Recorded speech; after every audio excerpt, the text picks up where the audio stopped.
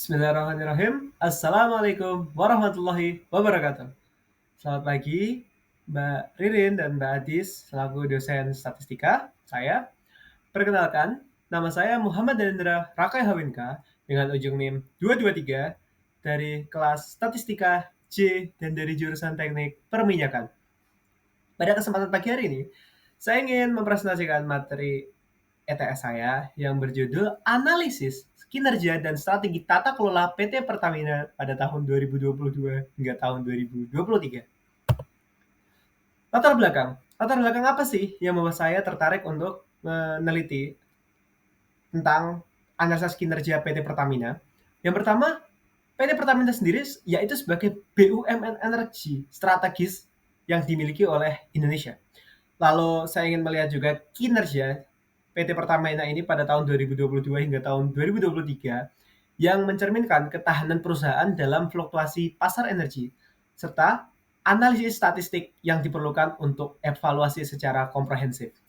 Lalu tujuannya saya ingin mempresentasikan ini adalah untuk menganalisa kinerja operasional dan finansial PT Pertamina tahun 2022 hingga 2023, mengevaluasi perkembangan tata kelola perusahaan dan resikonya, serta memberikan rekomendasi strategis berdasarkan analisis statistiknya. Lalu untuk data serta metodologi penelitian, saya membagi menjadi 3, yaitu jenis datanya, sumber datanya, dan metode analisisnya. Dari jenis data, saya mengambil data sekunder kuantitatif dan kualitatif, yaitu laporan tahunan serta laporan kinerja. Sumber datanya saya peroleh dari laporan tahunan Pertamina tahun 2022 hingga tahun 2023, laporan kinerja Pertamina, serta analisa kinerja operasional. Lalu metode yang saya pilih yaitu systematic sampling dan analisis deskripsi statistik serta analisis tren dan komparasi. Pertama, kenapa kok saya memilih metode systematic sampling? Ya, daripada saya memilih random sampling katakanlah ya.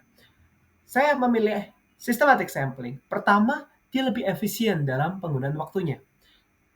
Keterwakilan dari sampel yang saya ambil ini dapat merata, serta implementasinya mudah, karena datanya diambil sebagai general, nggak cuma dari satu poin saja yang belum tentu bisa mencerminkan dari poin lainnya, tapi secara general.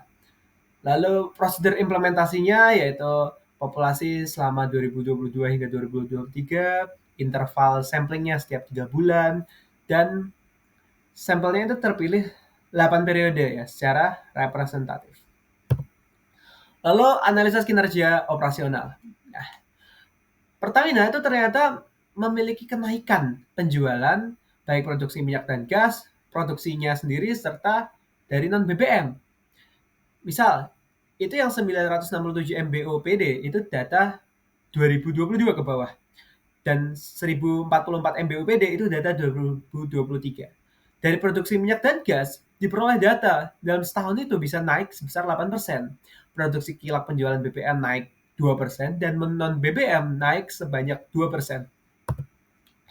Lalu analisis kinerja finansialnya dari data yang saya peroleh mendapatkan keuntungan sebesar 75,79 billion atau 75,79 miliar US dollar. Ini angka yang fantastis dan dari angka ini menyumbangkan ke negara memberikan kontribusi sebesar 321 triliun dan laba bersihnya sekitar 4,8 billion.